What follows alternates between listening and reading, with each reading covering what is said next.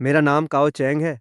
मैं इस चिड़ियाघर का मालिक हूँ। चिड़ियाघर अब बंद होने की कगार पर है, पर एक वीडियो ने इसे अचानक मशहूर कर दिया, क्योंकि मेरे वीडियो में दो अनोखे पक्षी थे।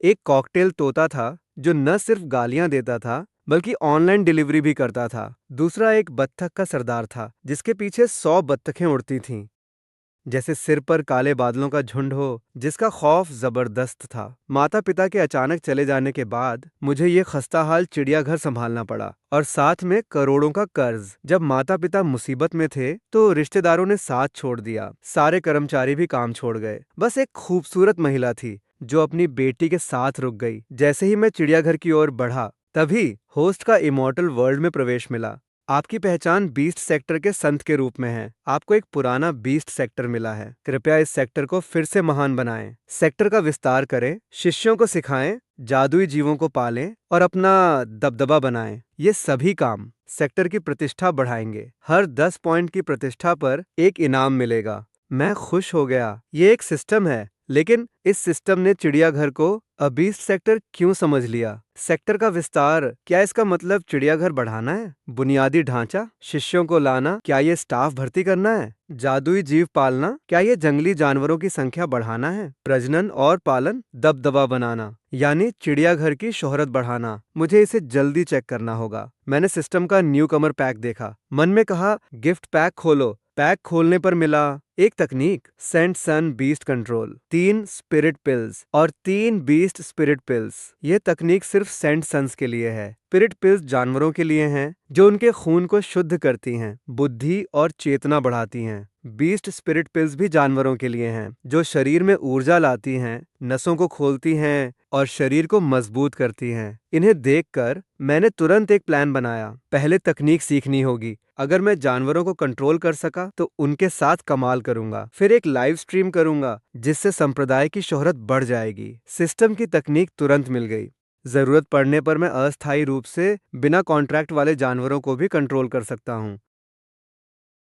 चिड़ियाघर टूटने से जानवर कम बचे थे। जब मैं सोच ही रहा था, तभी पास में एक तोता बेवकूफ बेवकूफ मुझ पर चिल्लाने लगा। गुस्से में मैंने उसे अपना पालतू बना लिया। मुझे गाली दी, अब तू मेरी सेवा कर और अपना पाप धो। जैसे ही मैंने उसे पिल्स खिलाई, अगले ही पल तोते का आकार अचानक दोगुना हो गया। उसकी चोंच लंबी और मजबूत हो गई। फिर उसने कहा, मालिक, मैं बस मजाक कर रहा था, गाली नहीं। मुझे बस यही 2 शब्द आते हैं। तोता अब विनती करने लगा। वह अपने पंखों से झुककर माफी मांग रहा था। मैं हंस पड़ा। ये तो काफी समझदार निकला। अब से तुम्हारा नाम वैंसी होगा। नाम देने के लिए शुक्रिया। मालिक, मालिक, सिर में खुजली हो रही है। क्या मेरा दिमाग बढ़ रहा है? मुझे आध्यात्मिक ऊर्जा महसूस हो रही है। हवा के बहाव को महसूस कर सकता हूँ। मैं उन्हें कंट्रोल कर सकता हूँ। कॉकेटियल तोता जमीन से करीब 1 मीटर ऊपर 2 चक्कर लगाता है। जमीन के सूखे पत्ते बवंडर की तरह उड़ने लगे। अचानक एक छोटा बवंडर बन गया। तोता किसी बुलेट की तरह तेज हुआ और ऊपर की ओर उड़ा। पलक झपकते ही कई मीटर ऊपर पहुंच गया, आसमान में ऊपर नीचे गोते लगाते हुए। बेहद फुर्तीला था। हैरान होने के साथ ही मैंने अपने शरीर में बदलाव महसूस किया। मैं भी हवा के बहाव को महसूस कर सकता था, हर हरकत के साथ, जैसे मैं भी हवा की शक्ति ले सकता हूँ। लगता है ये सेंट बीस्ट ज्वेल का असर है। तोते की हवा वाली शक्ति साझा हो रही है। मुझे यकीन है कि अब मेरी 100 मीटर की दौड़ पहले से दोगुनी तेज होगी। तोता नीचे की ओर झपटा और हल्के से मेरे कंधे पर बैठ गया। मेरे दोस्त, मैं मुश्किल में हूँ, मुझे तुम्हारी मदद चाहिए। 2 घंटे बाद बचे हुए 5,000 रुपयों से मैंने एक एक्शन कैमरा खरीदा और एक नेटवर्क बॉक्स भी। आओ, इसे पहन लो, अपने परफॉर्मेंस की तैयारी करो। इसी बीच यूनहाई सिटी के बाहरी इलाके के एक रिसोर्ट में एक महिला का बच्चा दवा घर भूल गया था और चाबी भी नहीं ली थी। वह काम पर थी, इसलिए भेज नहीं सकती थी। तो उसने डिलीवरी मंगवाई, पर 2-3 मिनट तक कोई ऑर्डर नहीं मिला। परेशान होकर उसने ऐप खोला और डिलीवरी सर्च किया। सबसे पहले एक लाइव स्ट्रीम सामने आई। स्ट्रीमर का नाम था अचेंगान जू बीस्ट सून सेंट सन। लाइव वीडियो में एक सुंदर कॉकेटियल तोता था जिसके शरीर पर कैमरा लगा था। वह लगातार बोल रहा था, दोस्तों, नया स्ट्रीमर हूँ, फॉलो कर लो, बस एक चश्मा चाहिए। शुअनफेंग बर्ड सिटी डिलीवरी सर्विस। अगर कुछ भेजना है तो मान लें कि आप स्क्रीन पर दिखेंगे और पता भेजें। सन ग्लासेस भेजने के बाद बस मुझे पिकअप लोकेशन मैसेज कर दें। लाइव स्ट्रीम में सिर्फ 20 लोग ही थे। ज्यादातर लोग शक कर रहे थे, पक्षी से सामान भेजना, क्या होस्ट पैसे कमा रहा है? एक चश्मा 9 युआन का, कौन सा पागल सामान भिजवाएगा? कोशिश करो। तभी हुआ कई फूगी ने सनग्लासेस भेजे। गिफ्ट भेजने वाली एक अधेड़ महिला थी। शुक्रिया हुआ कई फूगई, कृपया पता भेजें। महिला ने मैसेज नहीं किया। जल्दबाजी में उसने सीधे कमेंट्स में पता लिख दिया, कृपया मेरी चाबियां पहुंचा दें। टोंगहे शानजुआंग रिसोर्ट सर्विस से लिन्हुआ रोड शिंगफू कम्युनिटी तक, बिल्डिंग 7, यूनिट 3 के गेट पर। मुझे बहुत जल्दी है। कमेंट्स में शोर मच गया। सच में कोई मान गया।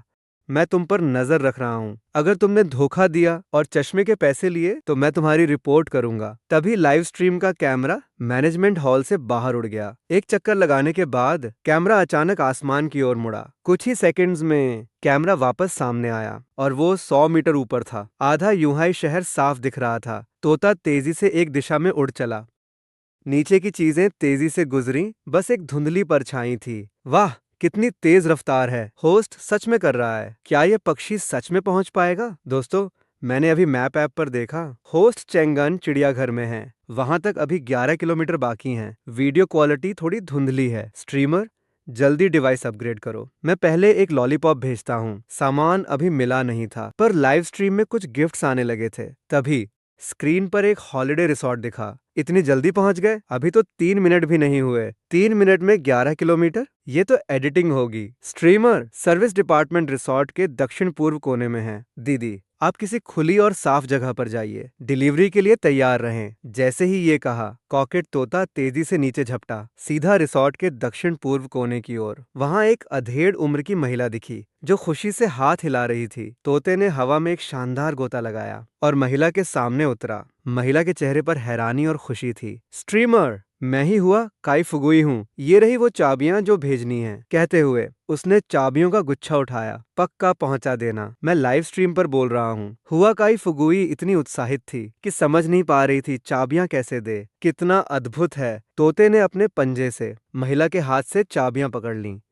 इससे पहले कि वो कुछ समझ पाती, वो फिर से आसमान में उड़ गया। अगला लक्ष्य हैप्पी कॉलोनी, 24 किलोमीटर। तोते ने जानबूझकर अपनी रफ्तार कम की और 9 मिनट तक उड़ा। देखते ही देखते लाइव स्ट्रीम पर 7,600 लोग आ गए। जल्द ही वीडियो में हैप्पी कॉलोनी दिखने लगी। बिल्डिंग 7, यूनिट 3 के सामने एक लड़की जमीन पर बैठी थी, अपने पैर पकड़कर कराह रही थी। यही है वो, ये मेरी बेटी है। लड़की ने लाइव स्ट्रीम नहीं देखी थी, पर अभी माँ के फोन ने बताया कि एक पक्षी चाबी लौटाने आया है। वो अभी भी हैरान थी। तभी उसने ऊपर एक सुंदर कॉकटू तोता देखा, जिसने उसके ऊपर एक चाबी गिरा दी। तेरी माँ की चाबी, तेरी माँ की चाबी। लाइव स्ट्रीम के लोग हंसने लगे। कहोगे कि वो गाली दे रहा है, पर उसकी बात गलत भी नहीं थी। ये पक्षी कुछ ज्यादा ही कमाल है। बोल भी सकता है। तोते का बोलना कोई नई बात है क्या? तभी एक के बाद एक गिफ्ट्स आने लगे। देखते ही देखते 20,000 लोग जुड़ गए। कुल प्रतिष्ठा मान 10 तक पहुंच गया। इनाम मिला जुआन लिंग मेडिकल आर्ट। जुआन लिंग मेडिकल आर्ट, ये जुआन लिंग की खास महारत है। इनाम तो अच्छा है, पर प्रतिष्ठा बहुत धीरे बढ़ रही है। क्या 10,000 लोगों पर बस थोड़ा सा बढ़ेगा? ड्रोन स्ट्रीम को इतने लोग देख रहे हैं, कोई तोता इतने शब्द कैसे बोल सकता है? ये पक्का रिकॉर्डिंग है। तभी अगले पल तोता एक बड़ी इमारत की दीवार पर जा बैठा। कांच की दीवार में तोते की शक्ल साफ दिख रही थी। खुद को समझदार समझने वालों की बोलती बंद हो गई और सन्नाटा छा गया। बेशक कुछ लोग अब भी ड्रोन वाली बात मान रहे थे, सिर्फ जलन की वजह से। इस नकारात्मक माहौल के कारण व्यूअर्स की संख्या 2 से 3,000 पर अटक गई। फिर भी मैंने पूरा दिन स्ट्रीम किया। दोस्तों, आज की स्ट्रीम यहीं खत्म करते हैं। मैं यूनहाई सिटी के नॉर्थ 3rd रिंग रोड चिड़ियाघर में हूँ। पुश्तैनी पशु प्रशिक्षक मिलने आइएगा। कल सुबह ठीक 9 बजे फिर मिलेंगे। बाय। इतना कहकर उसने स्ट्रीम बंद कर दी। एक शुद्ध आध्यात्मिक शक्ति मेरे शरीर में समा गई, जो मेरे डैंटियान में तेजी से फैलने लगी और अंत में उसमें मिल गई। मुझे बहुत ताजगी महसूस हुई। शरीर हल्का हो गया और नसें खुल गईं। मैंने अपना डैशबोर्ड खोला। कमाई पूरे 1.78 लाख थी। प्लेटफॉर्म का आधा हिस्सा और टैक्स कटने के बाद कुल रकम बची 79,103 युआन। मैंने मन ही मन कहा, गजब। तभी तो आजकल लोग इन्फ्लुएंसर बनना चाहते हैं। फिर मैं लुओ जिंग के पास गया और उसे 15,000 की सैलरी दी। इसमें 3 महीने की 9,000 सैलरी है और बाकी के 6,000 तुम्हारे इस महीने का बोनस हैं। पैसे मिलने के बाद वो तुरंत नहीं गया, बल्कि घबराकर बोला, नहीं, ये बहुत ज्यादा है, इसे रखो। मेरी आवाज में कोई शक नहीं था। लुओ जिंग को अंत में पैसे लेने पड़े और फिर उसने मेरी बात मानी। वो अपनी बेटी के साथ जू मैनेजमेंट हॉल की दूसरी मंजिल पर रहने लगा। मैं उनके ठीक बगल में था।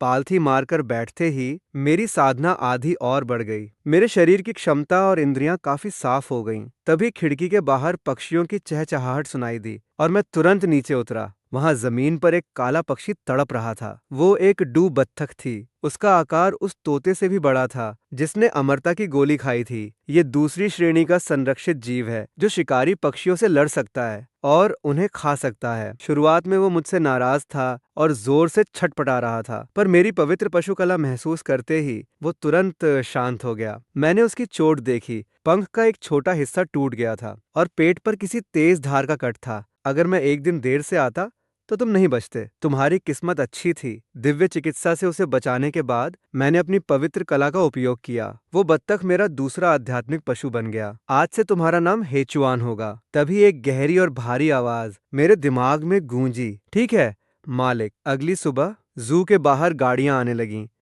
ज्यादातर लोग स्थानीय थे, छोटे इन्फ्लुएंसर्स जो फेम पाने आए थे। उनमें से एक मिलियन फॉलोअर्स वाला एक इन्फ्लुएंसर था जिसका नाम डक ब्रदर्स था। वो सेल्फी स्टिक से लाइव स्ट्रीम करते हुए चिड़ियाघर के अंदर जोर से चिल्लाया, कोई है बाहर आओ। तभी लुओ जिन दौड़ते हुए बाहर आया। इतनी भीड़ देखकर वो थोड़ा हैरान था। आप लोग कौन हैं? डक ने हाथ में मौजूद कागज दिखाए। धोखा पकड़ने वाला, अपने उस खानदानी एनिमल ट्रेनर को बुलाओ जिसने कल ड्रोन से लाइव करके सबको बेवकूफ बनाया। लुओ जिनकी भौहें तन गईं, उसे लगा कि ये मुसीबत लेकर आए हैं। लाइव स्ट्रीम के दोस्तों, डक आज फैंस के कहने पर इंसाफ करने आया है। कल एक फैन ने चेंगान जू के लाइव स्ट्रीम में 2500 युआन दिए, लेकिन ये पैसे इस सोच से दिए थे कि लाइव स्ट्रीम में दिखने वाला पक्षी असली था, पर असल में वो एक बर्ड शेप्ड ड्रोन था। सिविल कोड की धारा 55 के तहत ये उपभोक्ता धोखाधड़ी है। ये कहते हुए उसने लुओ जिन की तरफ देखा। समझ गए?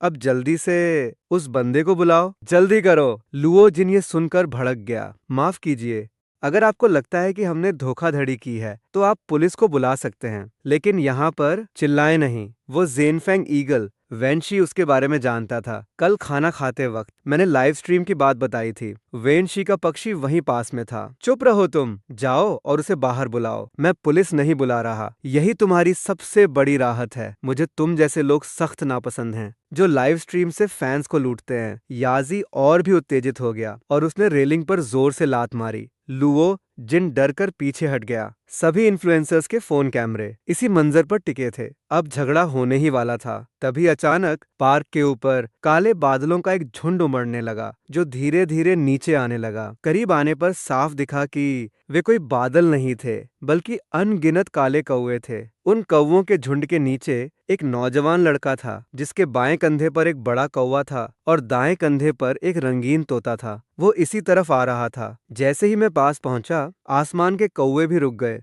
और मेरे चारों ओर बिखर गए। नजारा हैरान करने वाला और अजीब था। तुमने ही रेलिंग को लात मारी? मैंने याजी को घूरते हुए पूछा। हर तरफ एकदम सन्नाटा छा गया। मेरे कंधे पर बैठे कौवे ने एक कर्कश आवाज निकाली। फिर कौवों के झुंड की चीखें रूह कंपा देने वाली थीं। धोखाधड़ी पकड़ने आए हो? क्या तुम ही चेंगा अंजू अकाउंट के होस्ट हो? हाँ, मैं ही हूँ। याजी ने राहत की सांस ली। मैं फैंस के हक के लिए आया हूँ। तुम्हारी स्ट्रीम झूठी है? पता है तुम्हें, मेरे फैन ने तुम्हें 2600 युआन के गिफ्ट दिए क्योंकि तुमने कहा था कि पक्षी असली हैं, पर तुम तो बर्ड ड्रोन इस्तेमाल कर रहे हो। ये गैर कानूनी है, पता है ना? मैं शांत था और मुझे हंसी आ रही थी। धोखाधड़ी है ना? ठीक है, स्वागत है। मैंने इशारा किया और वेंगसी मेरे कंधे से उड़कर सामने वाली रेलिंग पर जा बैठा। याजी के पीछे वाले इन्फ्लुएंसर्स आगे बढ़ाए। कैमरा तेजी से जूम करता है। ये वाकई कल के लाइव स्ट्रीम का वही पक्षी है जो बिल्डिंग के शीशे में दिख रहा था। ब्यूटी फिल्टर ऑन रखना, वेंगसी ने सबको याद दिलाते हुए कहा, जिसे सुनकर भीड़ हंस पड़ी, पर साथ ही सब हैरान भी थे। ये तो कुछ नया है।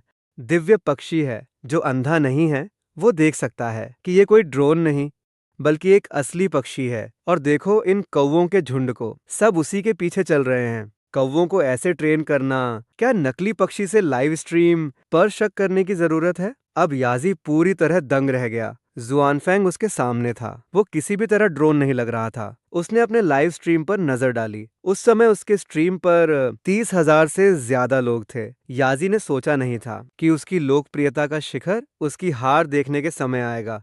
गुस्से से उसका चेहरा लाल हो गया। नामुमकिन, ये कैसे मुमकिन है? तभी उसके दिमाग में एक बात आई। वो चिल्लाया, तुम कैसे साबित करोगे कि ये पक्षी वही है जो कल स्ट्रीम पर था? कल तुमने ड्रोन का इस्तेमाल किया और अब असली पक्षी से हमें बेवकूफ बना रहे हो। मैं हंसा। अब तो कोई भी बड़ा स्ट्रीमर बन सकता है क्या? तभी पीछे खड़े तमाशा देखने वाले इन्फ्लुएंसर्स में से किसी ने आखिरकार बात की, निकल जाओ यहाँ से। याजी, अपनी बेइज्जती और मत कराओ। तुम्हें सच झूठ की पहचान नहीं और सीधे लोगों को घेर लिया। तुम बस झूठ पकड़ने आए हो। अब और भी लोग उसकी खिंचाई करने लगे। याजी के पास कहने को कुछ नहीं बचा। वो चुपचाप वहां से जाने लगा। रुक जाओ, तुमने अभी बाढ़ मारकर मेरे स्टाफ को डराया और अब बस ऐसे ही जाना चाहते हो? उनसे माफी मांगो। तभी बत्तखों के झुंड ने शोर मचाया और एक साथ उड़ गए जैसे काले बादलों का घेरा हो। वो सब लोगों की तरफ झपटे। सब डर के मारे झुक गए। वो सारे कौवे बत्तख वाली गाड़ी पर जा बैठे। मतलब साफ था, माफी नहीं मांगी तो जाना मुश्किल है। सब एक बार फिर दंग रह गए। सारे कैमरे उन अजीब कौवों पर टिक गए। तभी वहां मौजूद सभी इन्फ्लुएंसर्स के लाइव स्ट्रीम में एक ही तरह के कमेंट्स आने लगे। अरे भाई, तुम तो ये असली मर्द है। सब कुछ एकदम सटीक है। तुम बड़े टशन में फर्जीवाड़ा पकड़ने आए। उन्होंने साथ दिया पर नाकाम होकर तुम मुड़कर भाग निकले। बॉस हाओ, असली मर्द ताकतवर और अमीर होते हैं। बत्तख के लाइव स्ट्रीम में भी तारीफें आने लगीं।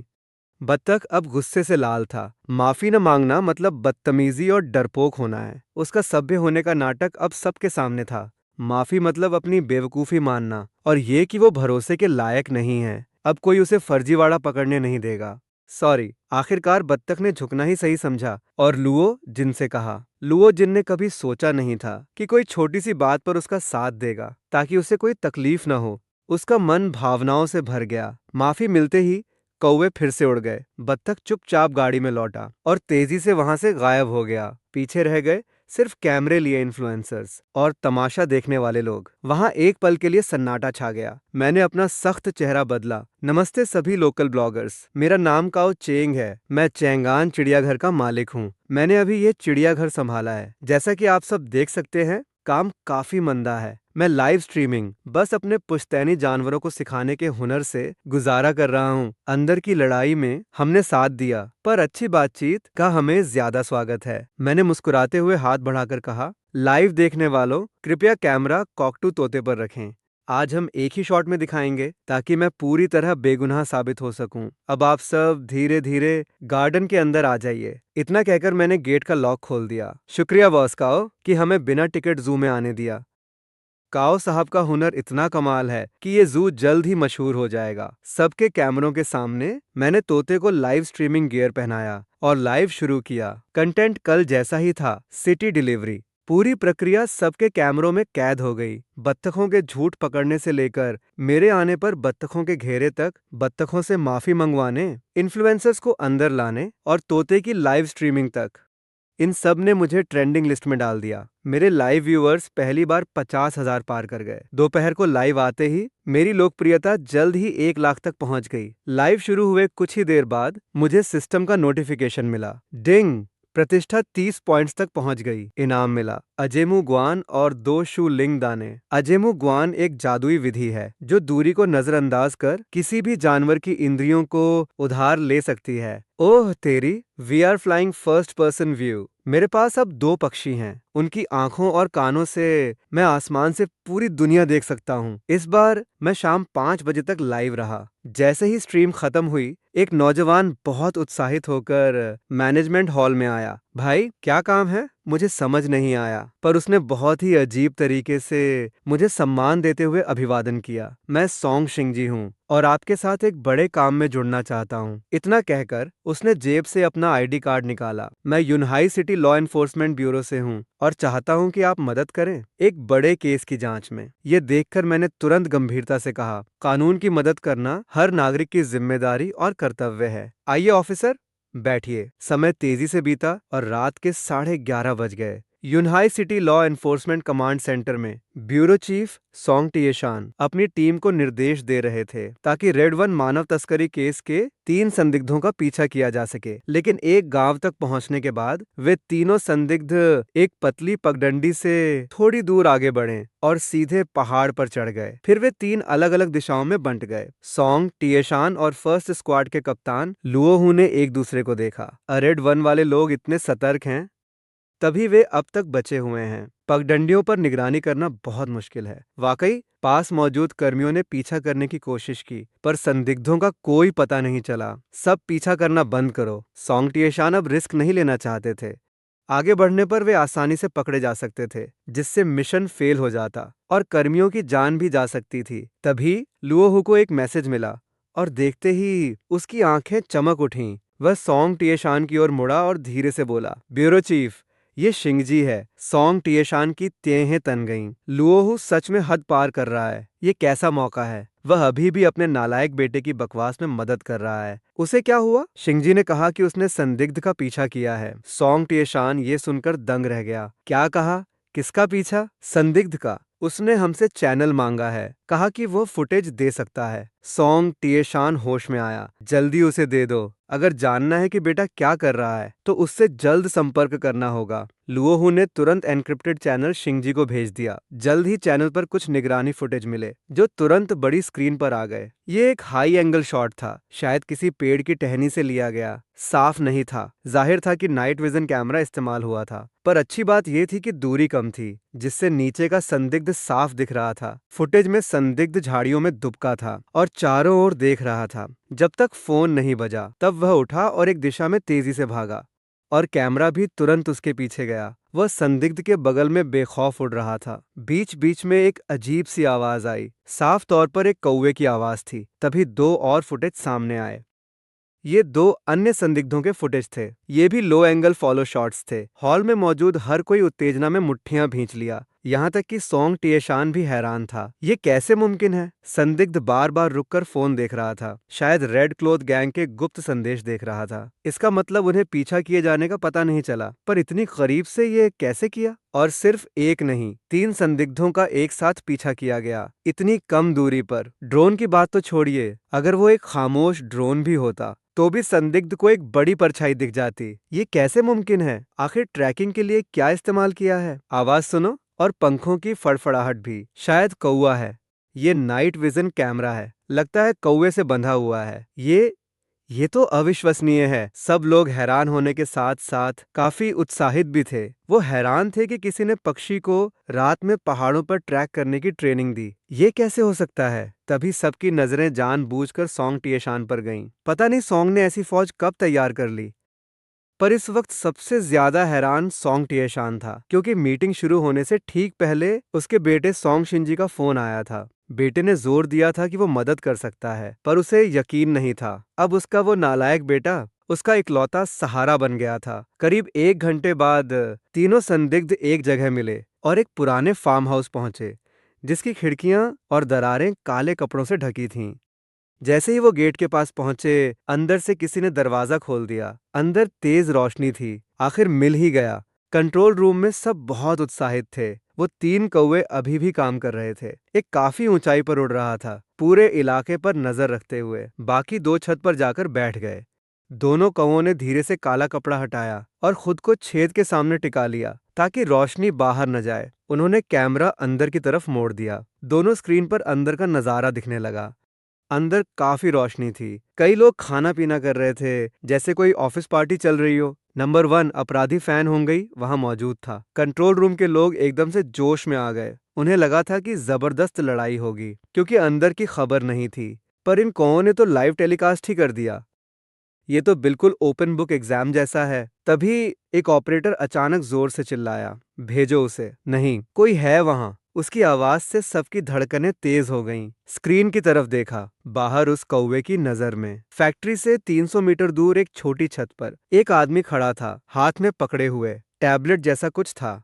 वो जल्दी से फोन निकाल रहा था, कॉल करने के लिए। नहीं, सोंग टिएशान और बाकी सब घबरा गए। तभी अचानक कैमरा लगाए उस कौवे ने तेजी से गोता लगाया, सीधे उस जासूस की ओर। वो तेजी से जासूस के हाथ से टकराया। स्क्रीन पर बस जासूस की चीख सुनाई दी। कौवा फिर से उड़ गया। कैमरा फिर उसकी तरफ मुड़ा। जासूस का फोन टकराकर नीचे गिर गया था। वो सोच भी नहीं पाया कि कौवे ने उस पर हमला क्यों किया और सीधे छत से कूद गया। फिर फैक्ट्री की तरफ तेजी से भागा, चिल्लाते हुए कि कोई बात पूरी होने से पहले ही। पास की झाड़ियों में से एक काली परछाई निकली और उसके चेहरे पर जोरदार वार किया। फिर एक धमाके के साथ वो सीधा जमीन पर गिरा और बेसुध हो गया। ये शिंगजी है। लुओहू ने जोश में सोंग टिएशान को पकड़ लिया। सोंग टिएशान ने जासूस को ढेर कर दिया और फिर जल्दी से नीचे झुका। सोंग टिएशान हैरान रह गया। उसने कभी नहीं सोचा था कि सोंग टिएशान इतना करीब होगा। मैं सोंग टिएशान हूँ, सब ध्यान दें। जासूस को संभाल लिया गया है। फैक्ट्री की 7 बजे की दिशा में अपने लोग हैं, पहचान कर चलें। सब लोग फैक्ट्री पर हमला करें। मेन गेट के पीछे 11 बजे की दिशा, वहां फायर पावर बढ़ाओ और कंट्रोल करो। विरोध करने वालों को मौके पर ही मार दो। लाल कपड़ों वालों को जिंदा पकड़ने की कोशिश करो। सोंग तिएशान की साफ कमांड के बाद ऑपरेशन टीम तेजी से फैक्ट्री के बाहर पहुंच गई। तभी अंदर मौजूद लोगों ने मॉनिटर पर किसी की आहट महसूस की, पर तब तक बहुत देर हो चुकी थी। फैक्ट्री का दरवाजा एक जोरदार धमाके से टूट गया और फिर 3 फ्लैशबैंग ग्रेनेड्स अंदर फेंके गए। हथियारबंद पुलिस बल ने अंदर धावा बोल दिया। अंदर के लोग धमाकों से पूरी तरह सुन्न हो चुके थे। टीम के सदस्य फैक्ट्री में घुसे और जो दिखा उसे वहीं ढेर कर दिया। हर तरफ अफरा तफरी मच गई। हथकड़ियां कम पड़ गईं तो सीधे जिप टाइज का इस्तेमाल किया गया। सबको सुअरों की तरह जमीन पर बांध दिया गया। हेडक्वार्टर को रिपोर्ट, लाल कपड़ों वाला गैंग पूरी तरह काबू में है। जैसे ही ये जोश भरी रिपोर्ट गूंजी, पूरे कमांड सेंटर में अचानक जश्न शुरू हो गया। सोंग तिएशान ने भी चैन की सांस ली। इस लड़ाई में इन 3 कौवों को पकड़ने का श्रेय सिर्फ सोंग शिनजिए को जाता है। अफसोस कि वो सिस्टम का हिस्सा नहीं है, इसलिए उसे इनाम नहीं मिल सकता। तो ये क्रेडिट उसके पिता के नाम चला गया। रात के 3 बज रहे थे। पुलिस कमिश्नर के ऑफिस में सोंग तिएशान ने टोकते हुए कहा, तुमने अभी कहा कि वे पक्षी चिड़ियाघर वापस चले गए। तुम्हारा मतलब है कि वो अनोखा इंसान काओ चैंग पूरे समय चिड़ियाघर में ही था। आज के ऑपरेशन में वो बाहर आया ही नहीं। सोंग शिनजिए ने सिर हिलाया। हाँ, सोंग तिएशान और लुओहू एक दूसरे का चेहरा देखने लगे। वे पूरी तरह दंग रह गए थे। सोचिए, पक्षियों को कंट्रोल करना और इतनी सटीकता से परफेक्ट ट्रैकिंग और जासूसी करना, ये वाकई चमत्कार जैसा है। कई मील दूर 3 कौवों ने ये सब कर दिखाया। ये तो नामुमकिन सा है। बिल्कुल, कौवों के पास मॉनिटर के अलावा एक छोटा रेडियो भी था। उस शख्स ने आवाज से निर्देश दिए थे। सोंग टिएशान ने लुओहू को देखा और गहराई से कहा, ऐसे माहिर इंसान को कैसे छोड़ सकते हैं? क्या हमें उनसे मिलना चाहिए?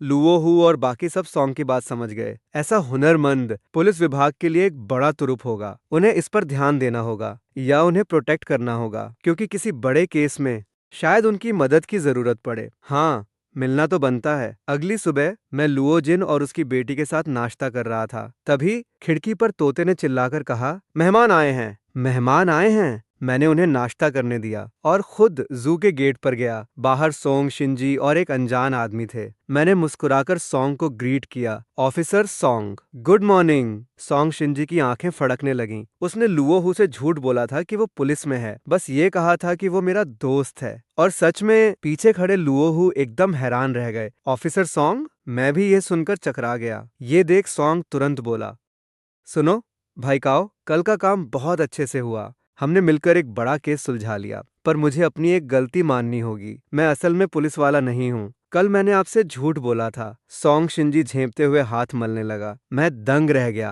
भाई काओ, भले ही मैंने झूठ बोला, पर यह बात सच है। ये यूनहाई पुलिस की 1st यूनिट के कैप्टन हैं। अंकल लुओहू मेरे पिता के खास आदमी हैं। मैं चौंक गया। लुओहू के व्यक्तित्व में वाकई एक सख्ती थी। वो सिर्फ फोर्स के लीडर ही नहीं, बल्कि फौज में भी रह चुके थे। मैंने चिढ़कर सोंग शिनजी की ओर देखा। तुम्हारे पिता? सोंग शिनजी धीरे से फुसफुसाया, यूनहाई सिटी के लॉ एनफोर्समेंट चीफ। मैंने बेबसी में सांस खींची। अबे यार, अगली बार क्या पूरी बात एक बार में नहीं कह सकते? मेरी हालत अजीब हो गई, जैसे मैं कोई चापलूस हूँ। छोटे मालिक, अंदर आइए। सोंग शिनजी मुस्कुरा रहा था। सॉरी सॉरी, अब दोबारा नहीं होगा। लुओहू मुझे गौर से देख रहे थे। उन्हें मेरी हिम्मत पसंद आई। फिर हम ग्राउंड फ्लोर के हॉल में आधे घंटे तक बात करते रहे। बात इस मिशन के बारे में थी और मेरे इनाम के बारे में। भविष्य में मैं उनकी मदद करूं। मैंने तुरंत हाँ कर दी। बिल्कुल, आखिर मैं एक जोशीला नौजवान हूं। उनके जाने के बाद मैंने 5 बजे तक लाइव स्ट्रीम किया। सिर्फ 38 प्रेस्टीज पॉइंट्स मिले। मैं थोड़ा निराश था। इन 2 दिनों में लाइव व्यूअर्स हर दिन बढ़ते जा रहे थे। एक बार तो 1.6 लाख तक पहुंच गए। गिफ्ट्स की तो बारिश हो रही थी, पर प्रेस्टीज पॉइंट्स धीरे मिल रहे थे। शायद उन्हें पता चल गया है कि चैंगान जू मौजूद है, इसलिए पॉइंट्स मिलना कम हो गए। शायद जब जू खुल जाएगा और लोग वहां घूमने आएंगे, तो नए अनुभव से पॉइंट्स फिर मिलेंगे। पर सबसे पहले पैसे कमाने होंगे, वरना जू कैसे खुलेगा? फोन रखकर मैंने बाहर देखा। करीब 200 बत्तखें पेड़ों पर जमी हुई थीं। कुरोकावा खिड़की पर एक गार्ड की तरह तैनात था। बाहर के सारे कौवे कुरोकावा को अपना राजा मानते थे। कल सुबह जब कुरोकावा कौवों के साथ लौटा, मैंने आखिरी किरिन और शोरिन गोलियां पानी में मिला दी और उन्हें खिला दी। भले ही वे कुरोकावा या वैंसी जितने स्मार्ट न हों, पर उनकी बुद्धि बढ़ गई थी। अब वे कुरोकावा की हर बात मानते थे। साथ ही वे इन गोलियों के आदी हो गए। इन गोलियों को पाने की चाह में मारने पर भी वे नहीं जाते थे। तभी अचानक मुझे एक बात सूझी। मैं लाइव स्ट्रीम के दर्शकों को चिड़ियाघर में कौवे देखने बुला सकता हूँ। मेरे कौवों के फनी वीडियोस बढ़ते जा रहे थे और इन कौवों का क्रेज भी बढ़ रहा था। मेरे पास पैसे थे और कमाई की रफ्तार भी तेज थी। 2 कर्मचारी रखना अब आसान था। इन सब बातों को देखते हुए अब चिड़ियाघर खोलने का समय था। खाने के बाद मैं फोन चला रहा था, तभी मुझे यिंगयिंग लिटिल फेरी दिखी, जो मेरे बारे में झूठ फैला रही थी। ये तो सरासर गलत था। जब मैंने कमेंट्स खोले तो मजा आ गया। कुछ लोग मुझे ऑनलाइन नफरत फैलाने के लिए कोस रहे थे और फेक लाइव के लिए भी, लेकिन ज्यादातर कमेंट्स उस फेरी की बदसूरत फोटो और गालियां थीं। वहां बार बार एक नाम दिख रहा था, लिटिल झांग थेरेपी। मैंने उस लिंक पर क्लिक किया। वह लिटिल झांग थेरेपी का एक वेरीफाइड अकाउंट था, जिसके 1.2 लाख फॉलोअर्स थे। उसने भी एक वीडियो डाला था। वीडियो में एक हैंडसम नौजवान था जो बहुत गंभीर था। उसने यिंगयिंग फेरी का वीडियो दिखाया और फिर कई स्क्रीनशॉट्स दिखाए। उसने पूरी बात साफ साफ समझा दी। आखिर में उसने निष्कर्ष निकाला कि अगर यिंगयिंग कोई सबूत नहीं दे पाती कि चिड़ियाघर के मालिक का लाइव फेक था, तो ये मान लेना चाहिए कि उसने झूठ बोला है, बशर्ते मालिक कानूनी कार्रवाई करे। उस वीडियो पर 1.65 लाख लाइक्स आ चुके थे। कमेंट्स में यिंगयिंग की बदसूरत फोटो और गालियां भरी थीं। मुझे जो दिलचस्प लगा वो ये है कि इस शाओ झांग का मकसद इन नीच लोगों को कोसना है, पर वो सीधे तौर पर नहीं कोसता, क्योंकि उससे ऑनलाइन ट्रोलिंग का शक हो सकता है। उसने कानून की चर्चा का बहाना बनाकर खुद को ढका है। एक वेरीफाइड अकाउंट है और वो सिर्फ पब्लिक वीडियो और स्क्रीनशॉट यूज करता है। सब कानूनी है। कानून सिखाने के तरीके से इन नीच लोगों की बुराई को साफ तौर पर दिखा देता है, ताकि असर ज्यादा हो। मेरा मन है कि मैं इस लड़के को इनाम दूं। अकाउंट की लोकेशन तो यूनहाई ही है, Yunhai University of Political Science and Law. मैंने तुरंत मैसेज खोला और उसे 500 का रेड एनवेलप भेजा। साथ में एक मैसेज, भाई मैं चेंगान चिड़ियाघर का मालिक काओ चेंग हूँ, क्या तुम समय निकालकर चिड़ियाघर आओगे? कुछ सलाह चाहिए। अगली सुबह जल्दी चेंगान चिड़ियाघर में सॉन्ग शिंगजी आया। उसने हाथ हिलाकर पूछा, कैसा है? कोई मदद चाहिए क्या? मैंने आंखें घुमाई। तुम जैसे अमीरजादे इस टूटे चिड़ियाघर में क्या कर रहे हो? अगर सच में खाली हो तो ठीक है, मुझे आज फिर से खोलना है। टिकटों का ऑर्डर देना है। काम अर्जेंट है तो तुम्हें एक चक्कर लगाना होगा। सॉन्ग शिंगजी हैरान रह गया। क्या बकवास है? मैं कमिश्नर का बेटा हूँ। इतने छोटे काम के लिए मुझे भेज रहे हो? छोटा बड़ा कुछ नहीं है। मैंने हाथ बढ़ाकर 1000 दिए। ये लो डिलीवरी के पैसे। सॉन्ग शिंगजी का अंदाज तुरंत बदल गया। 2 घंटे में डिलीवरी पक्की। बात पूरी भी नहीं हुई थी कि सॉन्ग शिंगजी तेजी से वहां से निकल गया। तभी वो शाओ झांग कानून वाला, वो कॉलेज स्टूडेंट वहां पहुंचा। नमस्ते बॉस काओ, मेरा नाम झांग वेई है। मैं ही वो लिटिल झांग थेरेपी हूँ। मैंने आपका मैसेज देखा। मैं मुस्कुराया। स्वागत है, स्वागत है। चलिए अंदर बात करते हैं। मैनेजमेंट हॉल में मैं और झांग वेई बात कर रहे थे। सच में काओ भाई, मैंने कभी नहीं देखा कि कोई पक्षी को इतना ट्रेन कर सके। ये वाकई कमाल है।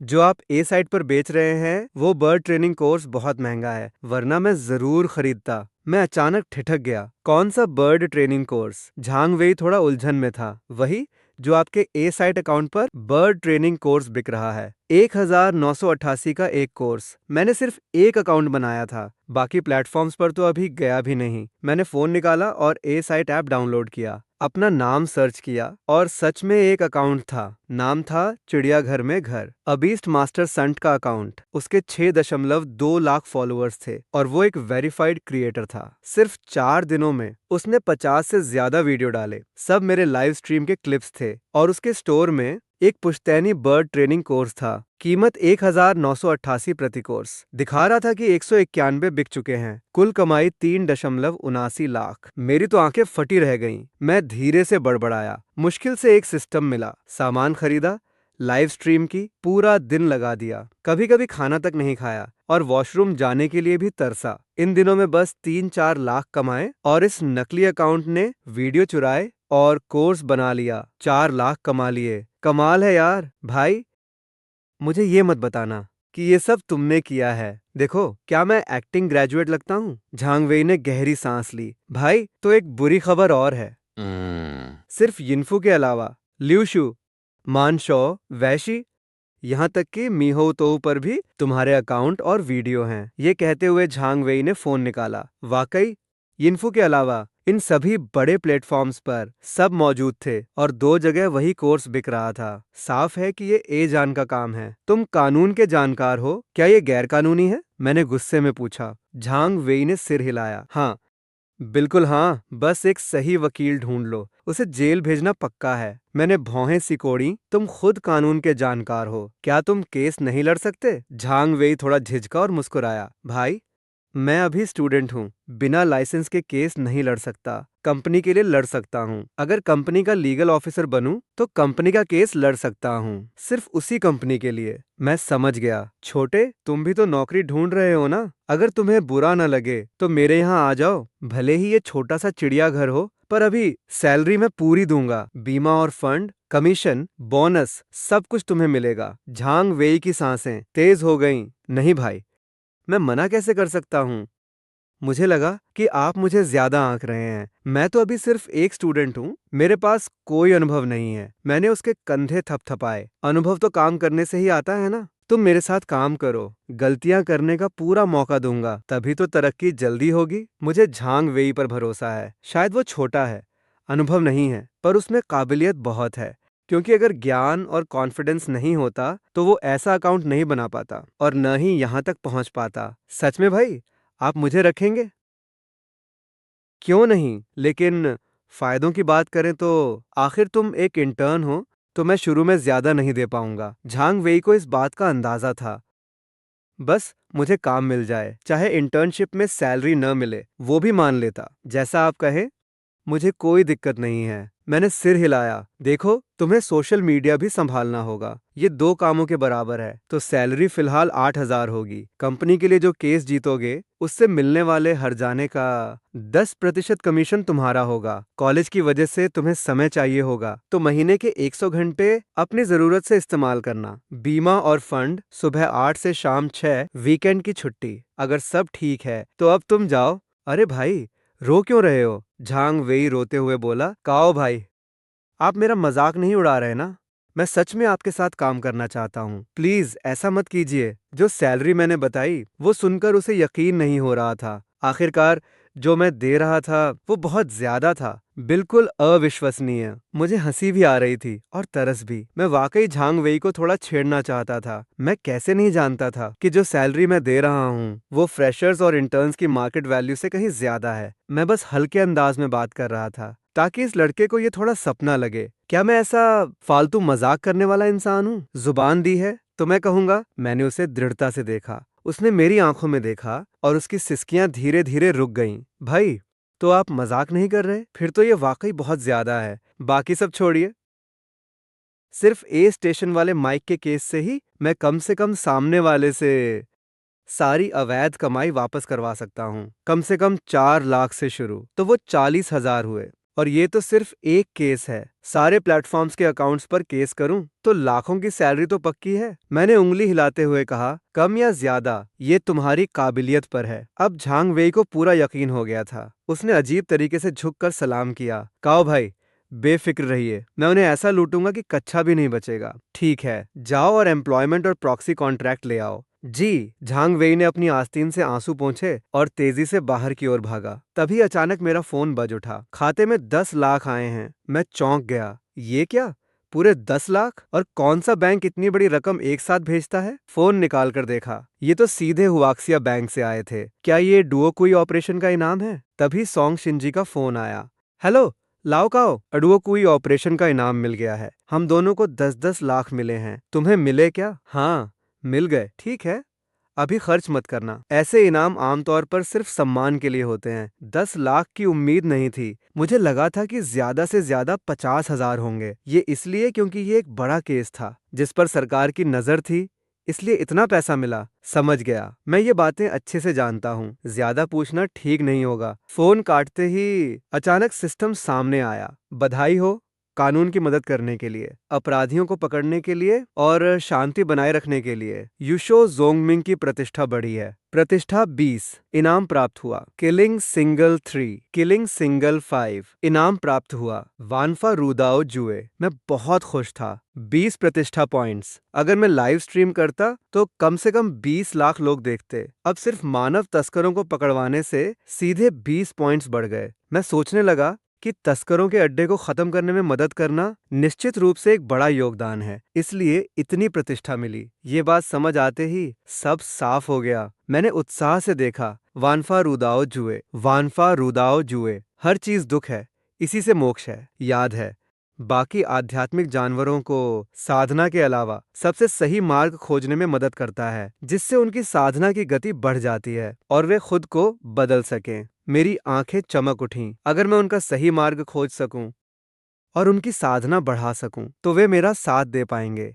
हाँ, बिल्कुल। मैंने तुरंत वन लॉ कला सीखी। तभी तोता वेनक्सी उड़कर वापस आया, मुंह में लाइव स्ट्रीमिंग का सामान दबाए। मैंने तुरंत अपनी कला का इस्तेमाल किया। एक अजीब सी लहर वेनक्सी की ओर भेजी। मालिक, ये क्या है? लगता है कोई अजीब ज्ञान अंदर आ रहा है। ये वन लॉ कला है। ओह, ये तो चमत्कार है। मालिक, जल्दी से मुझे कुछ वीडियो दिखाओ। वेनेक्सी ने अपना सिर हिलाया और मुझ पर चिल्लाने लगा। ये कला खास तौर पर जानवरों की साधना के लिए है। मुझे समझ आ गया, तो मेरे सारे साथी भी सीख जाएंगे। मैं हैरान रह गया। अरे भाई, मुझे नहीं पता था कि तुम सिर्फ चतुर ही नहीं बल्कि इतने लालची भी हो। हेचुआन, बाहर पेड़ पर बैठा हेचुआन तुरंत खिड़की के अंदर आया और मेरे सामने बैठ गया। हेचुआन रुको, मैंने अपनी कला से उसे टटोला। हेचुआन को तुरंत महसूस हुआ। जल्द ही उसकी गहरी इच्छा सामने आ गई। राजसी मार्ग। मैं खुश हुआ। हेचुआन का सही मार्ग अपने अधीनस्थों पर नियंत्रण बढ़ाना था। जितने ज्यादा उसके साथी होंगे, उतनी उसकी शक्ति बढ़ेगी और वफादारी बढ़ेगी, तो उसकी साधना और तेज होगी। साथ ही उसका नियंत्रण भी बढ़ेगा। साफ शब्दों में कहूँ तो वो मेरी तरह बनना चाहता है। बुरा नहीं है।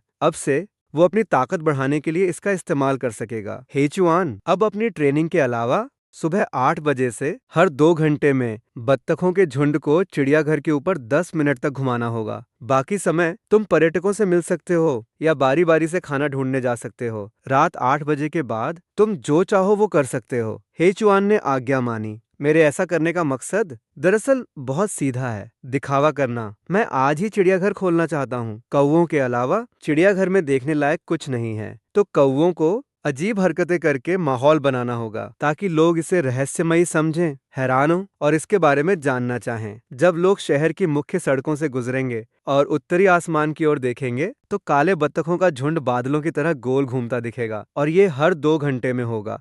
अजीब है ना? चलो चलकर देखते हैं। हेचुआन को भेजने के बाद तभी लुओ जिन ऊपर से नीचे आई। आज हम चिड़ियाघर खोल रहे हैं, तुम टिकट काउंटर संभालो। लुओ जिन चौंक गई। उसकी समझ के हिसाब से चिड़ियाघर दोबारा शुरू करने के लिए कम से कम कुछ जानवरों को लाना होगा। भले ही फर्स्ट लेवल के न हो, पर सेकंड लेवल के तो लाने पड़ेंगे। अभी तो यहाँ सिर्फ सांप, कीड़े और पक्षी हैं। टिकट खरीद कर कौन आएगा कौवे देखने? मैं उसकी चिंता समझता था, इसलिए मैंने बाहर पेड़ पर कौवों के झुंड की ओर इशारा किया। ओह, तब लुओ जिन ने सिर हिलाया। क्या पुराने टिकट इस्तेमाल करें? 10 रुपए का एक। मैंने ना में सिर हिला दिया। मैंने नए टिकट बनवाने के लिए कह दिया है। कीमत नए टिकटों पर होगी, 100 रुपए प्रति टिकट। तो कितने? लुओ जिंग दंग रह गई। शहर के सबसे बड़े चिड़ियाघर का टिकट भी सिर्फ 100 रुपए का है। हम सिर्फ कौवे दिखाने के 100 लेंगे, लोग तो हमें सोशल मीडिया पर कोसेंगे। मैंने मेज पर हाथ मारा। तो और भी अच्छा है, बुरी शोहरत भी तो शोहरत है। तभी बात करते करते बाहर से तेज हवा के झोंके जैसा झांग वेई अंदर भागा आया। उसके हाथ में एक कॉन्ट्रैक्ट था। झांग वेई हांफते हुए मेरे सामने आकर रुका। तभी उसने देखा कि पास में लुओ जिंग खड़ी है। वो लुओ जिंग की खूबसूरती देख एक पल के लिए दंग रह गया। फिर उसने कहा, नमस्ते भाभी जी। लुओ जिंग का चेहरा लाल हो गया। मैं तो समझ ही नहीं पाया कि क्या कहूँ। कौन भाभी जी? ये तो हमारी पुरानी कर्मचारी हैं, लुओ जिंग। ये लुओ जिंग हैं। झांग वेई घबरा गया। उसने तुरंत बात संभाली। नमस्ते लुओ जिंग जी। मैंने लुओ जिंग को बताया, ये झांग वेई हैं, नए लीगल ऑफिसर हैं। अब कंपनी के सारे कानूनी काम यही संभालेंगे। लुओ जिंग ने मुस्कुराकर स्वागत किया। चलो, आखिरकार एक नया कर्मचारी मिला। फिर मैंने लुओ जिंग को तैयार होकर टिकट काउंटर पर जाने को कहा और मैंने झांग वेई के साथ कॉन्ट्रैक्ट साइन किया। जैसे ही कॉन्ट्रैक्ट साइन हुआ, शिष्य संख्या 1, सम्मान अंक 1, कुल सम्मान अंक 59, बस एक अंक और फिर इनाम मिलेगा। मैंने झांग वेई को अपने काम में लगा दिया मुकदमा शुरू करने के लिए। पार्क की चिंता करने की जरूरत नहीं थी। सुबह 10 बजे सोंग शिनजिए पहले ही टिकटें लेकर आ चुका था, जो टिकट काउंटर पर रखी थी। मैंने तुरंत लाइव स्ट्रीम शुरू की। 10 मिनट में 1 लाख से ज्यादा लोग जुड़ गए। मैंने तुरंत ऐलान किया कि आज चेंगान चिड़ियाघर फिर खुलेगा। कोई दुर्लभ जानवर नहीं है, लेकिन कौवों का झुंड है। साथ ही मैंने कैमरा आसमान में मंडराते कौवों की तरफ मोड़ा। लाइव चैट में शोर मच गया। फिर मैंने टिकट की कीमत 100 रुपए बताई। लाइव चैट में फिर से हंगामा मच गया, पर कई स्थानीय लोग अभी भी जोश में चिल्ला रहे थे कि अभी चलते हैं। जल्द ही चेंगान चिड़ियाघर के बाहर गाड़ियों की भीड़ लग गई। अंदाजन कम से कम 200-300 लोग थे। कई कौवे बोर्ड्स पर बैठे थे, रेलिंग पर और यहाँ तक कि सीढ़ियों पर भी। पर्यटक कौवों के साथ घुलने मिलने लगे, तस्वीरें खींचने लगे। कुछ तो पर्यटकों के कंधों पर बैठ गए, पोज देने लगे, जिससे पर्यटक खुशी से चिल्लाने लगे। एक महिला ऑफिस के पास एक बड़े पेड़ के नीचे आई। ऑफिस का कांच का दरवाजा बंद था। अंदर एक आदमी स्टैंड पर फोन लगाकर लाइव था। वो वही मालिक था जो वीडियो में दिखा था। महिला आगे बढ़कर दरवाजा खटखटाने लगी, पर जैसे ही वो सीढ़ियों पर चढ़ी, एक बहुत बड़ा कौवा उसके सामने से उड़कर निकला। टोंग आन्या डरकर चिल्लाई और पीछे हटी, और वो कौवा पास की खिड़की पर जा बैठा और टोंग आन्या को घूरने लगा। महिला का दिल दहल गया, क्योंकि उसे एक कौवे की नजरों में एक चेतावनी महसूस हुई, जैसे अगर उसने दरवाजा धकेला तो वो उस पर हमला कर देगा। थोड़ी देर हैरान रहने के बाद टोंग आन्या कई कदम पीछे हटी और फोन निकालकर वीडियो बनाने लगी। पहले उसने खिड़की पर बैठे कौवे पर फोकस किया, फिर कैमरा पेड़ की ओर घुमाया। उसके बाद पूरे कैंपस में तेजी से घूमा, उन कौवों की करीब से शूटिंग की और साथ साथ समझाते हुए बोला, मैं रिसर्च इंटर्न टोंग अन्या हूँ। अभी यूनहाई शहर के एक छोटे चिड़ियाघर में हूँ। यहाँ के कौवों में अजीब व्यवहार दिख रहा है। वे बड़ी संख्या में यहाँ जुटकर पर्यटकों से मिल रहे हैं और करीब से देखने दे रहे हैं। लगता है ये सब मालिक द्वारा पाले गए हैं। इंटरनेट पर वीडियो भी हैं, पर उनकी बनावट पूरी तरह जंगली है। बिल्कुल नहीं लगता कि इन्हें पाला गया है। वीडियो रिकॉर्डिंग खत्म हुई। वो इसे सीधे प्रोफेसर हुआंग को भेजना चाहता था, पर वो सिर्फ एक इंटर्न था। उसके पास प्रोफेसर का नंबर नहीं था, इसलिए उसने एक रिसर्च असिस्टेंट को भेज दिया और लिखा, senior song, please professor Huang को बता दें। असिस्टेंट सॉन्ग किंग ने वीडियो देखा और उसकी आंखें चमक उठीं। सॉन्ग किंग ने तुरंत प्रोफेसर को फोन करना चाहा, पर याद आया कि प्रोफेसर मीटिंग में हैं। उसकी आंखों में चमक आई और उसके मन में एक विचार आया। ये कौवे इतनी बड़ी तादाद में आजाद रहकर एक जगह जमा होना रिसर्च के लिए बहुत कीमती है। इसका मतलब है कि मिल सकता है भरपूर फंड वाला नया प्रोजेक्ट और बड़े नतीजे मिलने की उम्मीद है। अगर इसकी रिपोर्ट दी गई तो एक स्पेशल रिसर्च टीम बनेगी। प्रोफेसर के बहुत सारे छात्र हैं, मैं उनके लिए खास नहीं हूँ। अभी रिपोर्ट दी तो मैं बस एक संदेशवाहक बनकर रह जाऊंगा। पर अगर प्रोफेसर मीटिंग में हैं और मैं पहले हाथ मार लूं, एक छोटी टीम बना लूं और बढ़त ले लूं, तो फिर स्पेशल टीम बनने पर भी मेरा भी उसमें एक स्थान होगा। यही सोचकर वह बहुत उत्साहित हो गया। फिर भी उसने प्रोफेसर हुआंग को उसने एक कॉल किया। वैसे प्रोफेसर हुआंग मीटिंग में हैं, उठाएंगे नहीं। बाद में अगर प्रोफेसर हुआंग ने पूछा तो मेरे पास बहाना होगा कि मैंने आपको तुरंत फोन किया था, आप व्यस्त थे, मुझे लगा कुछ बदल गया है, इसलिए लोगों को लेकर देखने चला गया। फोन लगा और वाकई 2 रिंग्स के बाद कॉल कट गया। सॉन्ग किन के चेहरे पर एक मुस्कान आई। अब शुरू कर सकते हैं। अब चिड़ियाघर पहुंचकर सॉन्ग किन ने अचानक ऊपर देखा, उन उड़ते हुए कौवों की तरफ। उसने एक इंटर्न के कंधे को थपथपाया। पहाड़ों की तरफ उड़ते कौवे दिखे। शायद वे वहां खाना ढूंढने गए हैं, क्योंकि यहाँ के कौवे सिर्फ पर्यटकों से मिलते हैं पर उनका खाना नहीं खाते। अजीब बात यह है कि वे आखिर वहां क्यों जाते हैं। अरे, ऐसा नहीं था कि यहाँ के कौवे मालिक ने पाले हुए हैं। सोचते हुए सॉन्ग किन बड़बड़ाया, 2 कौवे पकड़ो, उन पर जीपीएस ट्रैकर लगाओ और बायो रिकॉर्डर भी। देखता हूँ वे पहाड़ों में क्या करते हैं। जाओ, बर्ड गन लेकर आओ। ठीक है। एक इंटर्न ने जल्दी से बक्से में से एक बर्ड गन निकाली। सॉन्ग किन ने उसे लिया और ऐसी जगह ढूंढी जहां कौवे ज्यादा थे। बंदूक तानी और एक कौवे पर निशाना लगाया। कौवे ने गर्दन मोड़कर सॉन्ग किन को देखा, जैसे चेतावनी दे रहा हो, और जोर से कांव कांव किया। एक धमाका हुआ। एक काला गोला बाहर निकला और हवा में एक बारीक जाल की तरह फैल गया। कौवा बिल्कुल सटीक तरीके से जाल में फंस गया और जाल में अपने पंख फड़फड़ाने लगा। अजीब सी चीखें मारते हुए जमीन पर गिर गए। सॉन्ग किंग मुस्कुराते हुए आगे बढ़ी और कौवों वाला जाल खींच लिया। सॉन्ग किंग, तुम क्या कर रही हो? सॉन्ग किंग हंसी और बोली, जूनियर, चिकन स्किन लाओ। अभी बात पूरी भी नहीं हुई थी कि उसने टोंग अन्या के चेहरे पर डर देखा।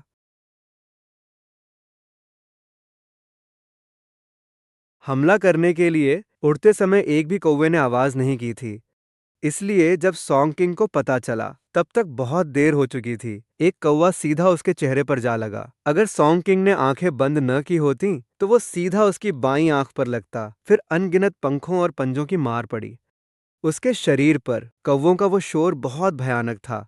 सॉन्ग किंग दर्द से चीखने लगी। टोंग अन्या बुरी तरह डर गई। बाकी इंटर्न्स ने कपड़े उतारकर लहराना शुरू किया और चिल्लाकर कौवों को भगाने लगे। पर कौवे जैसे किसी जुनून में थे। वो बस सॉन्ग किंग पर हमला कर रहे थे। बाकी लोगों की परवाह ही नहीं थी। शायद शुरुआती डर और घबराहट अब खत्म हो चुकी थी। अब सॉन्ग किंग का गुस्सा हावी था। हटो, दूर हटो। उसने अपनी बर्ड गन जोर से घुमाई, जो कि एक भारी लोहे की रॉड जैसी थी। तुरंत कुछ कौवे उसकी चपेट में आए। वो घायल होकर घेरे से बाहर गिर गए। आसपास के कौवे पीछे हट गए, जिससे सॉन्ग किंग को सांस लेने का मौका मिला। मैं तुम सबको मार डालूंगी, सॉन्ग किंग गुस्से में चिल्लाई और फिर से गन लोड की। जहां कौवे सबसे ज्यादा थे वहां निशाना साधा। अगर ये जाल गिरता तो कम से कम 6-7 पकड़े जाते। तभी अचानक मैनेजमेंट हॉल से एक साया तेजी से उसकी ओर बढ़ा। इससे पहले कि सॉन्ग किंग गन उठाती, वो शख्स उसके सामने आ गया और उसने सॉन्ग किंग के पेट पर जोरदार किक मारी। सॉन्ग किंग 3-4 मीटर दूर जा गिरी।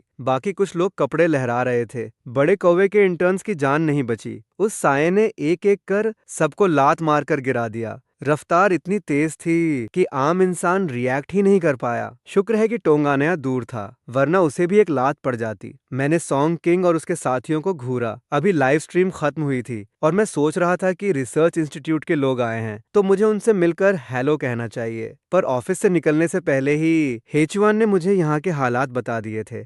तुम्हारी हिम्मत कैसे हुई यहाँ इतनी बदतमीजी करने की? सॉन्ग किंग कुछ बोल नहीं पाया। एक इंटर्न जमीन पर दुबका हुआ अपना सीना सहलाते हुए चिल्लाया, हम एग्रीकल्चर रिसर्च इंस्टीट्यूट से हैं। तुमने एक रिसर्चर को मारा है। मैंने तुम्हें अंदर आने दिया बिना किसी टिकट के, और तुमने मेरे कौवों पर हमला किया। तुम्हें क्या पता, हम बस ट्रैकर लगाना चाहते थे ताकि रिसर्च कर सकें। रिसर्च?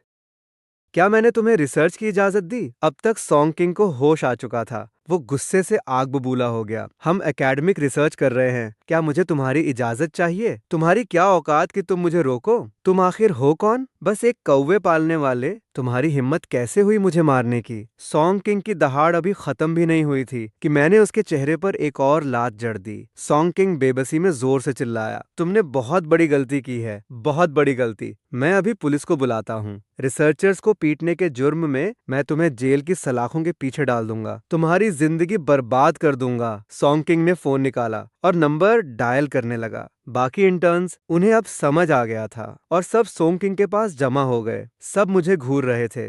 वहीं तुंग आन्या मन ही मन उसे कोस रही थी कि कितना बेवकूफ है ये। क्या तुम्हें दुनियादारी की समझ नहीं है?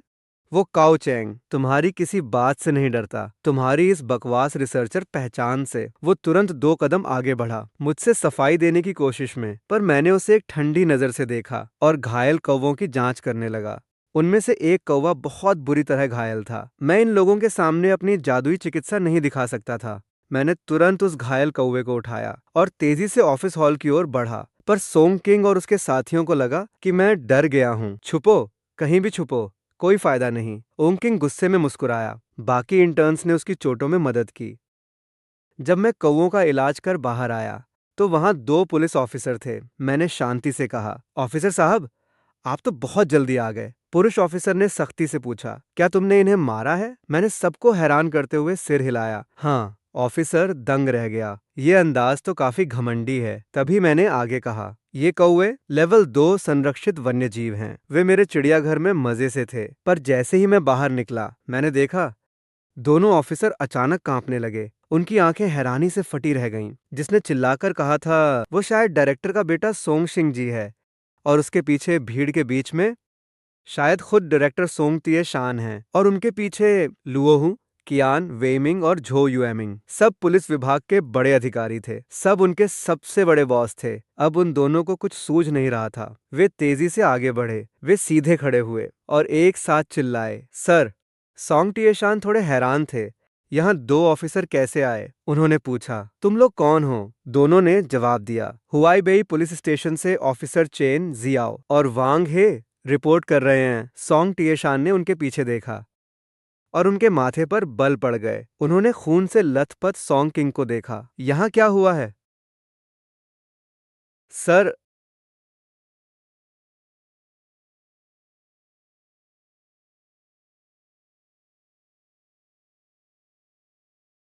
जब वे दोनों जवाब देने वाले थे तब सोंग शिंग जी की नजर मेरे हाथों की चमकती हथकड़ियों पर पड़ी। वह गुस्से में चिल्लाया, किस कमबख्त ने इसे हथकड़ियां पहनाई? सोंग तिये और बाकी लोगों ने तब उन हथकड़ियों को देखा। सबके चेहरे गुस्से से लाल हो गए। सब उन 2 ऑफिसर्स को देखने लगे। वे दोनों ऑफिसर डर के मारे पीले पड़ गए। महिला ऑफिसर के तो पैर कांपने लगे। उसने अनजाने में अपनी खाली कमर को छुआ। वहां शहर के बड़े अधिकारी थे। वे तुरंत समझ गए कि उसका सामान गायब है। उसकी कमर पर हथकड़ियां नहीं थीं। सोंग तिये बहुत नाराज हुए। ये क्या बकवास है? आज मैं खुद सबको लेकर आया हूँ। अपना जरूरी काम भी छोड़ दिया ताकि उन्हें सम्मान दे सकूं। इनाम देने के साथ साथ वो इस खास आदमी से रिश्ता बनाना चाहते थे, पर अब देखो, इन दोनों ने सब गड़बड़ कर दिया। इसे हथकड़ियां क्यों लगाईं? सोंग तिये ने कड़ाई से पूछा। उनका अंदाज बहुत खौफनाक था। चेन जियाओ और वांग हे सहम गए। वे हकलाने लगे।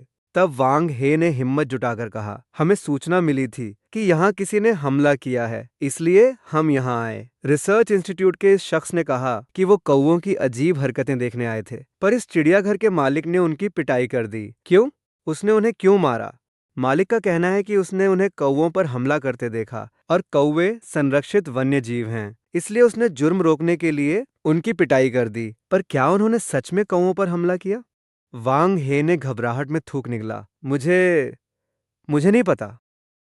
पता नहीं तो किस हक से उन्हें पकड़ा? वांग हे डर के मारे कांपने लगा। मैंने नहीं पकड़ा, वो खुद पकड़ना चाहता था। मालिक ने कहा कि पहले सीसीटीवी देख लें ताकि मामला साफ हो जाए। पर चेन जियाओ ने कहा कि वो खुद देख लेंगी और उसे बिना शर्त सहयोग करने को कहा। फिर उसने उन्हें हथकड़ियां पहना दी। चेन जियाओ का चेहरा अब सफेद पड़ चुका था।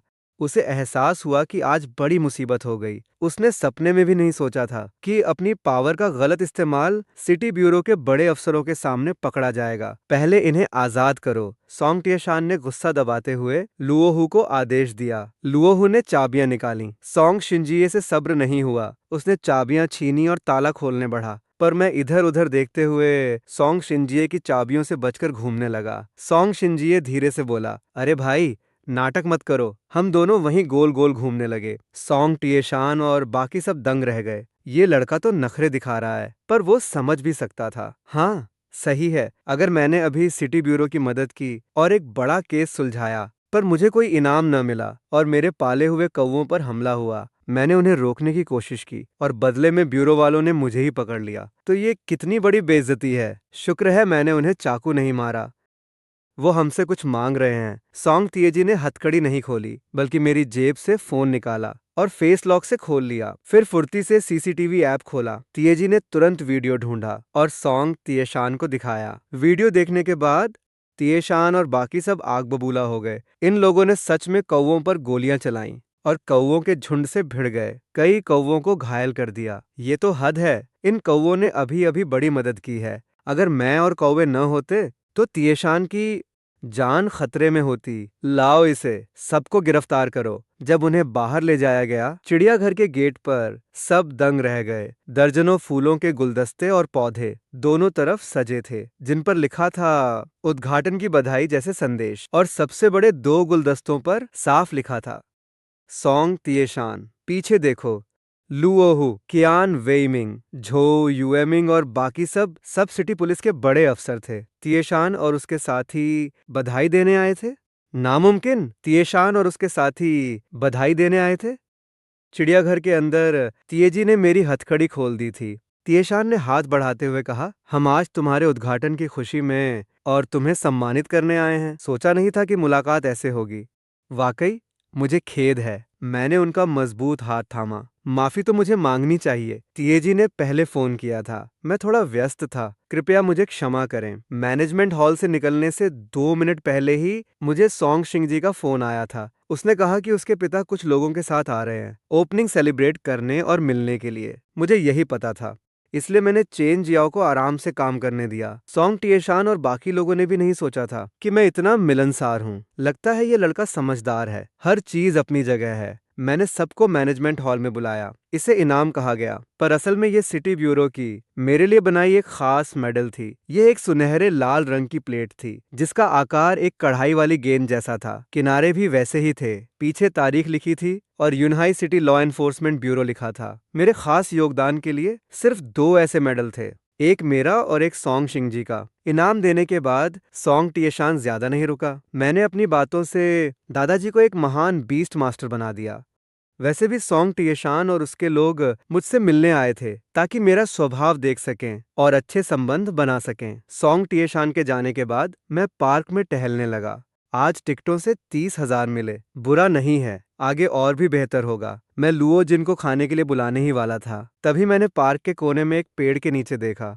एक लड़की काले गाउन में थी, जो खाने से कौवों को अपनी ओर बुला रही थी। उसके ठीक सामने एक स्टैंड पर फोन लगा हुआ था, शायद अच्छी फोटो खींचने के लिए। सच कहूं तो वो काला गाउन और काले कौवे एकदम परफेक्ट लग रहे थे, और उसकी गोरी टांगों का वो नजारा एक गहरा कंट्रास्ट बना रहा था। पर जैसे ही चेहरा देखा, मुझे बहुत गुस्सा आया। लानत है, ये वही औरत है। क्या ये वही औरत नहीं है जो दिन में रिसर्च इंस्टीट्यूट वालों के साथ थी? लगता है वह भी कोई रिसर्चर है। जब हमने टीशान और उन लोगों को पकड़ा, तब ये औरत वहां नहीं थी। शायद उसे अंदाजा हो गया था कि मामला बिगड़ जाएगा। सोचा नहीं था कि कपड़े बदलकर फिर आ जाएगी। तुम्हें लगा कि भेष बदलकर मैं तुम्हें पहचान नहीं पाऊंगा? तुम बाहर निकलो, मैं जोर से चिल्लाया, जिससे वो लड़की सहम गई। तभी उसके चेहरे पर एक प्यारी मुस्कान आई। उसने हाथ जोड़े और चापलूसी भरी हंसी हंसी।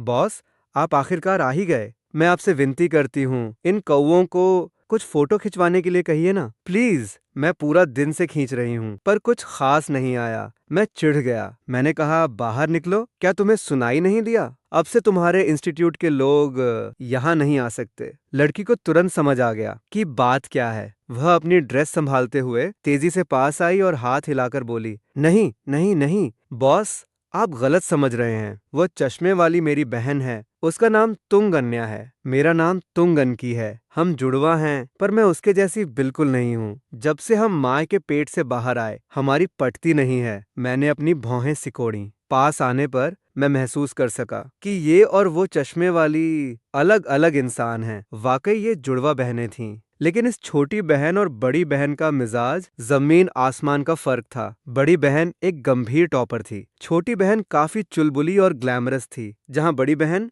वहाँ छोटी भी। तुम्हें तुम्हारी बहन ने कौवों की फोटो खींचने भेजा है ना? तोंग आनकी ने सिर हिलाया। नहीं नहीं, मैं एक ब्यूटी डांसर हूँ, यानी वो जो खूबसूरती और डांस को एक साथ मिला दे। ये मेरा अपना स्टाइल है। ऐसा कहते हुए उसने मुझे अपना प्रोफाइल दिखाया। 15,80,000 फॉलोअर्स। मैंने उसके कुछ वीडियो देखे।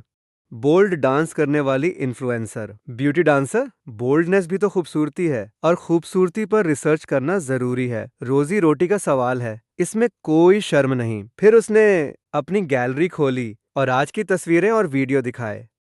काली ड्रेस और काले कौवे एकदम परफेक्ट लग रहे थे। हल्का डार्क फिल्टर लगाया तो वो किसी जादुई राजकुमारी जैसी लग रही थी। शूट करना है तो कल करना, अब हमें चलना चाहिए। क्या आप मुझे भगा रहे हैं? मुश्किल से शाम की ये रोशनी मिली है, मैं कुछ और फोटो लेना चाहती हूँ। प्लीज मान जाइए ना। मुझे पता है कि ये कौवे आपकी बात मानते हैं। क्या आप उन्हें मेरी मदद करने को कह सकते हैं, बस कुछ फोटो के लिए? तोंग आनकी ने होंठ चबाए और मेरा हाथ पकड़कर लाड़ करने लगी। कौवे तो मेरी बात मानते हैं, पर मैं तुम्हारी क्यों मानूं? तो फिर आप क्या चाहते हैं? मुझे एक आइडिया आया है। मुझे अभी लोगों की जरूरत है, तुम मेरे यहाँ काम कर लो। पैसे तो लगेंगे नहीं, बल्कि मैं तुम्हें सैलरी दूंगा। कल अपने सबसे छोटे कपड़े पहनकर काम पर आ जाना। काम बहुत आसान है, कौवों की तरह ही लाइव आना, बात करना और कस्टमर्स को खींचना, और कभी कभी मेरा लाइव स्ट्रीम संभालना। मेरे कहते ही टोंग आन की निशब्द रह गई। मैं इंसान हूँ, तुम मेरा इस्तेमाल जानवरों के शो की तरह कैसे कर सकते हो? बस तुम काम पर आओ, सारे कौवे तुम्हारी फोटो के लिए मान जाएंगे। बिल्कुल, आगे मैं और भी जानवर पालूंगा।